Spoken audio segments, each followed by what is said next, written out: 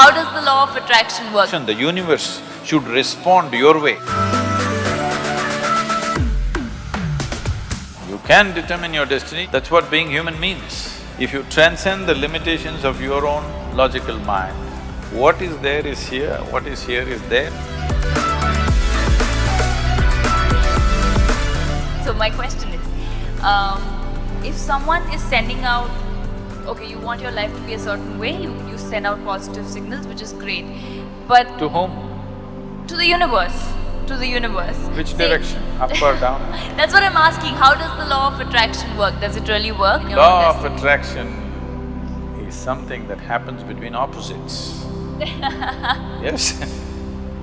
Whether two magnets or two opposites, male and female or whichever way, law of attraction is always between opposites, isn't it? From North Pole to South Pole to this and that, it is working like that.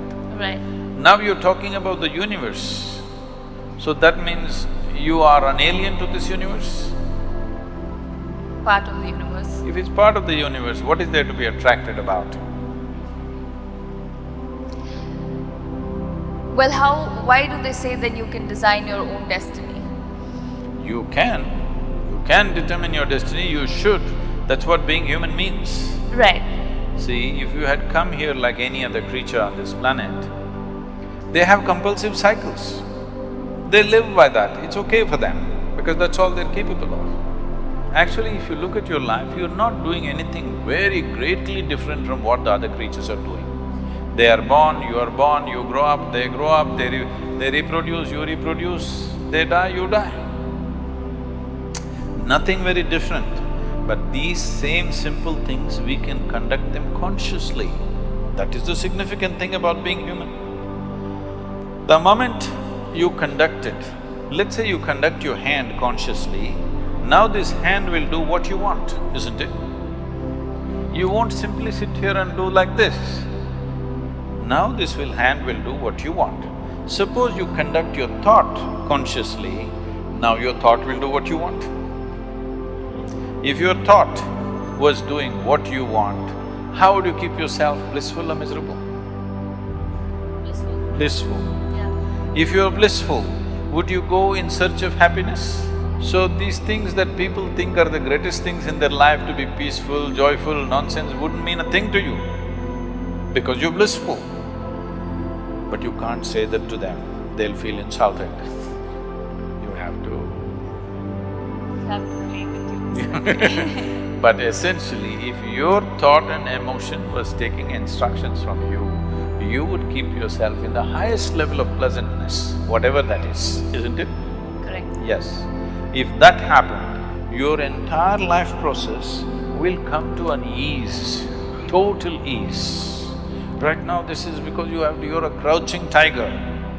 You have to go get something, always. There is nothing to get. If you sit here, your life is complete. Now it's at ease, total ease. When it's in this kind of ease, it will become perceptive. Now, just pursuing a profession, making money, or even being joyful, or being loving, or falling in love, nothing means anything to you, because just sitting here, the highest level of pleasantness is happening to you.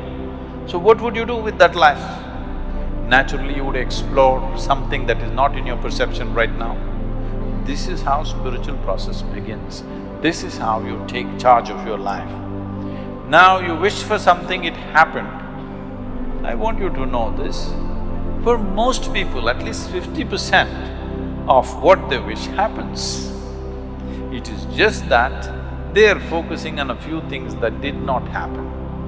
If you want to be fair, in a reasonably well-settled society, 90% of what they wish happens. It is the 10% they're complaining about. Yeah. Hello? Isn't it so? Yeah. 90% of your life is happening the way you want it. The 10% you're cribbing, you're never enjoying the 90% because this 10% did not happen the way you want it. Yeah. So already, to a large extent, you're in control of your destiny. A little is going off, but that little can bother you. Let's say you have to drive 100 kilometers. 90 kilometers you went properly where you want to go. At the 91st kilometer you crashed. still it's not good, isn't it? Yeah. So that's why they're complaining. I'm not saying they're complaining for nothing. Because at 90 kilometers, everything went well, just before reaching something crashed. So they still suffer for that. Now, right now this is because situations are happening around us. Not all situations will ever happen the way we want it. Because situation is not just me.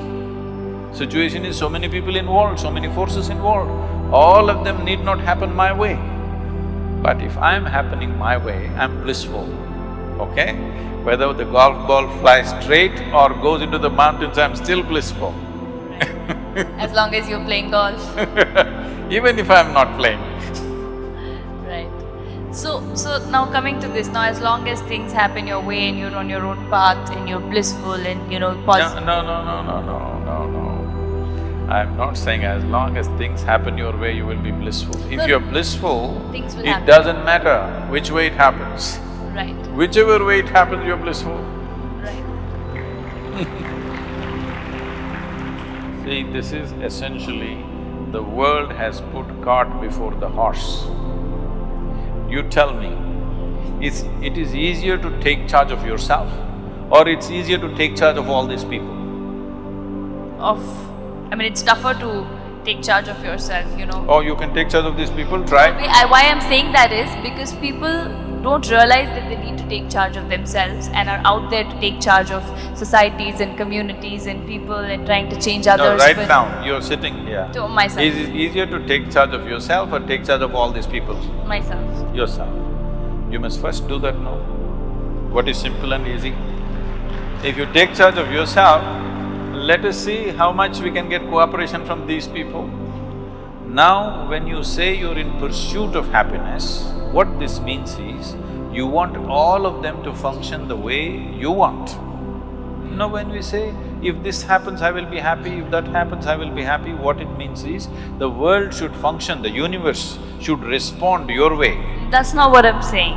No, I don't believe in that because that's trying to put conditionality into everything that this is how it should function according to me. What I was saying was that, say, okay, for example, a very basic example of somebody wants to be an actor or somebody wants to be a cricketer, and I'm taking a very basic example of what you want to do in life, and you work… Let's say it did not happen. It did not happen means what?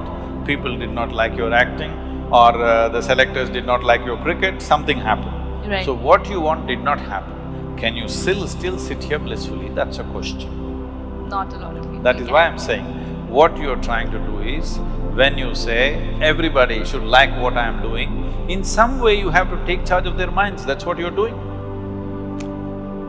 In some way, through your cinema or whatever, in some way you're taking charge of their mind and doing what appeals to them, and that's why it's working, isn't it? Otherwise it won't be working. Right. So, which is easier, taking charge of this or taking charge of them? This. If you take charge of this, now you are not in pursuit of your happiness, you are not tense about anything, there is no, sword hanging on your head. You will do everything to the fullest, to the hilt, because you don't care what happens. Whatever happens, you'll be still fine, this much you know. Now you will naturally do everything wonderfully well because there's absolutely no concern, because you're not a vested interest anymore. You will do what is needed without any effort. So, what somebody thinks is a great circus and a feat, you will do it joyfully, playfully.